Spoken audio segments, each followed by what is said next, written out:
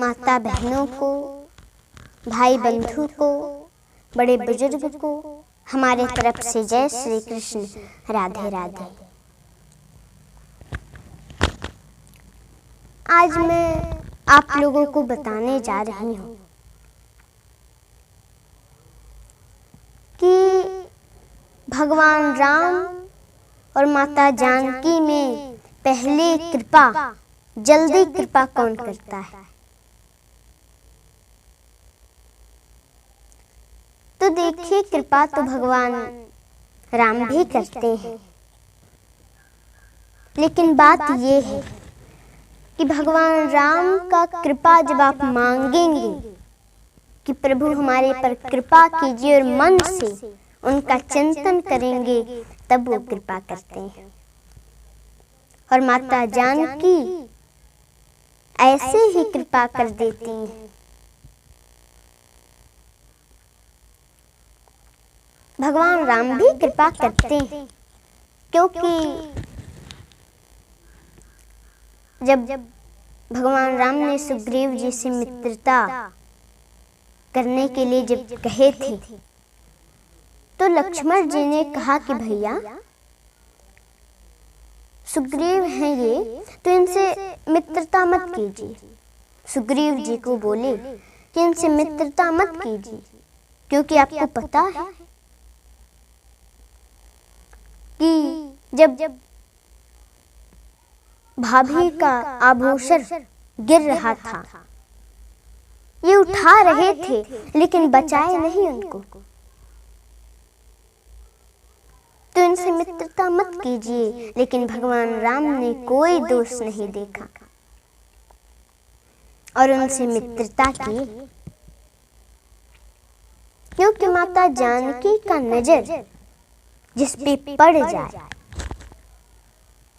तो भगवान राम उसका करोड़ों पाप जो है उसको माफ करके अपने शरण में ले लेते हैं।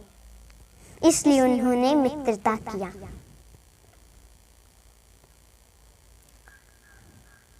लेकिन पहले कृपा, जल्दी कृपा माता जानकी करती हैं। माता सीता का विवाह हुआ, अयोध्या में आई, कुछ दिन बहुत अच्छे से रही, वनवास मिला, वन में आई। अब पंचवटी पर रावण ने माता जानकी का हरण कर लिया, लंका ले गया। तो जब लंका में थी माता जानकी, तो उस समय भगवान राम का मुलाकात हनुमान जी से हुआ। तो हनुमान जी पता लगाने के लिए कि माता जानकी कहाँ है, गए लंका और पता लगा करके आए। उसके बाद सेतु बांधा गया। भगवान राम, पूरी वानर सेना, हनुमान जी महाराज, सभी लोग गए। युद्ध हुआ और लंका पर विजय प्राप्त, लंका पर विजय हो गई।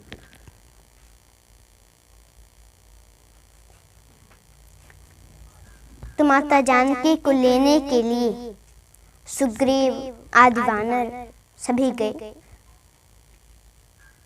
हनुमान जी भी गए और जा करके बोले,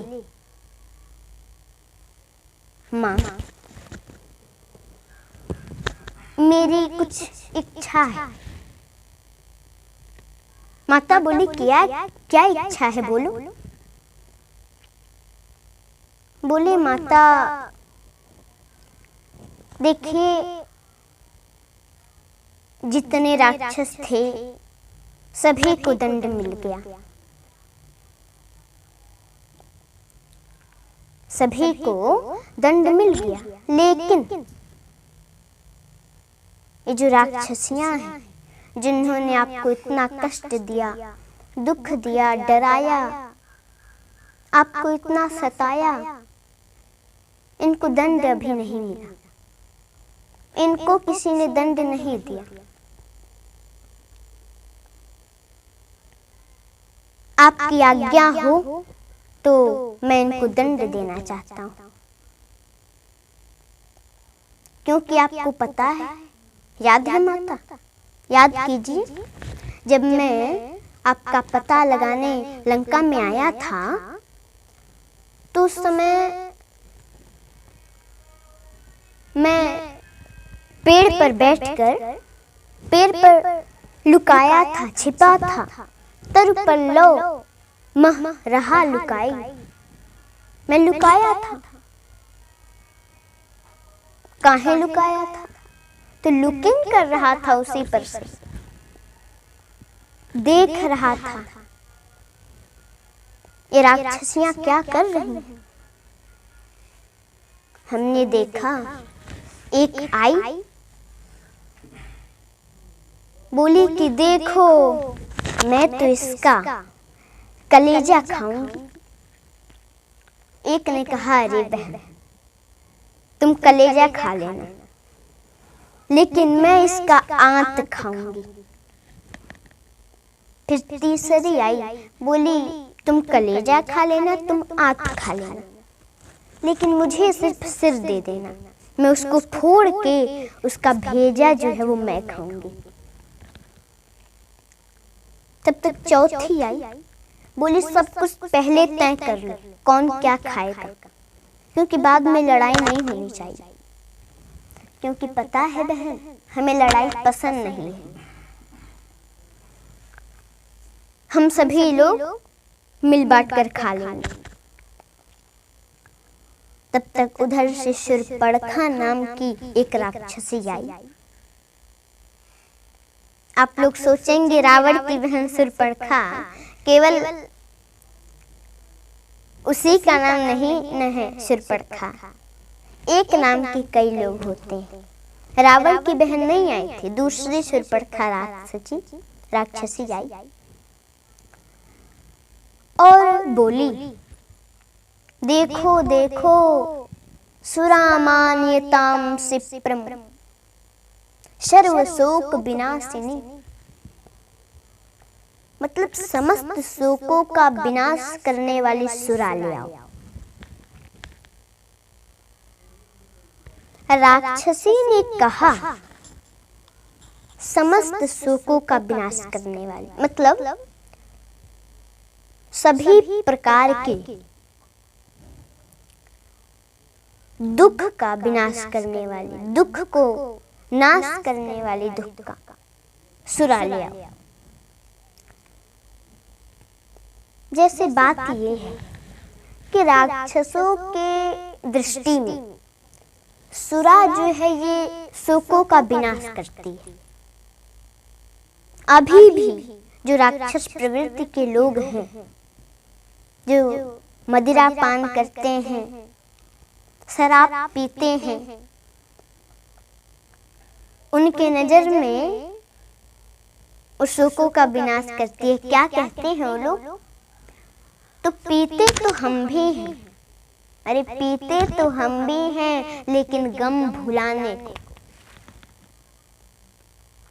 मतलब जब हम पी लेते हैं ना, तो जितना दुख है सब खत्म हो जाता है।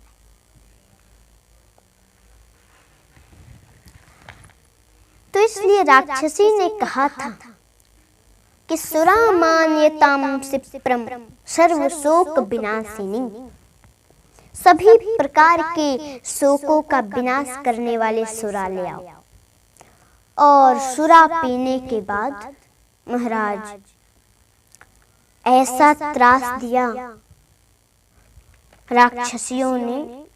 हनुमान जी महाराज ये सब देख रहे थे, उन्होंने सब ये देखा था।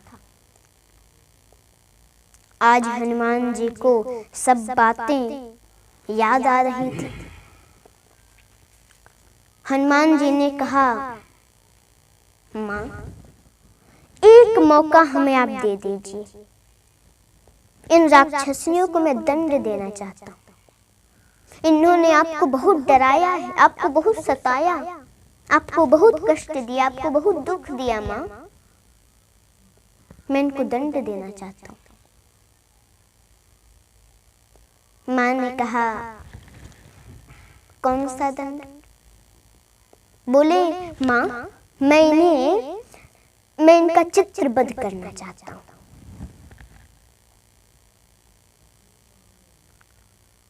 अब आप लोग सोचेंगे चित्रवध क्या होता है? आज तक हम वध सुने थे, चित्रवध तो नहीं सुने। चित्रवध क्या होता है? तो तड़पा तड़पा कर मारना, उसे ही तो चित्रवध कहते हैं। जैसे एक अंगुली काट दो या तोड़ दो या हाथ काट दो, उसके बाद पूरे शरीर पर, मतलब हाथ, पैर, मुंह, शरीर, पूरे देह पर हर जगह घाव कर दो,